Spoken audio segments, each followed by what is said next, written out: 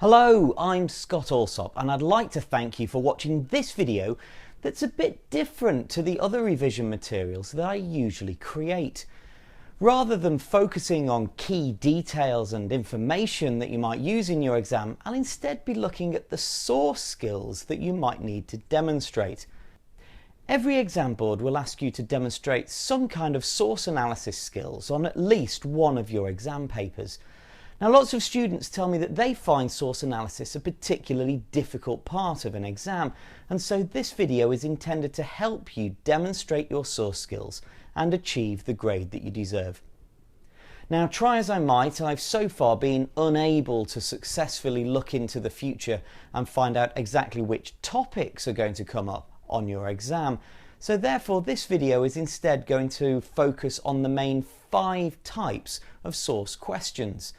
Those are comprehension, comprehension in context, reliability and usefulness of sources, source comparisons, and finally, the interpretation of sources.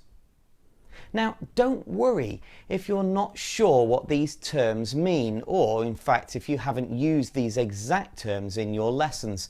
This guide will help you to recognise the types of questions that are being asked in the exam and then help you to approach them in a way that will maximise your mark.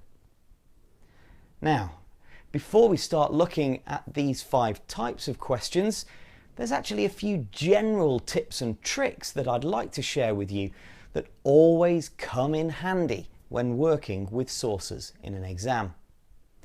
The first one is to make sure that you read the questions and their corresponding sources carefully. This is the golden rule and will help you to relate your answer to the question and consequently avoid you getting bogged down writing everything that you can remember on that particular topic. Remember, it's a source paper, so you should only include information from the sources that is relevant to that exact question. Secondly, you need to make sure that you read and use the captions that often appear at the bottom of cartoons.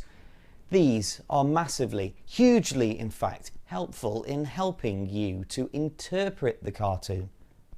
Thirdly, you need to be careful about the amount of time that you spend on each question. You should look at how many marks a question's worth, as this will give you an idea of how much time you can spend answering it. If, for example, a question is only worth a few marks, you shouldn't go and spend as long as you would do on one that's worth more.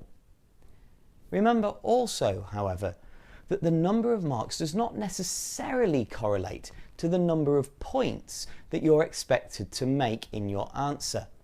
Marks are actually awarded according to mark bands and level descriptions that are linked to the standard of the analysis in your response.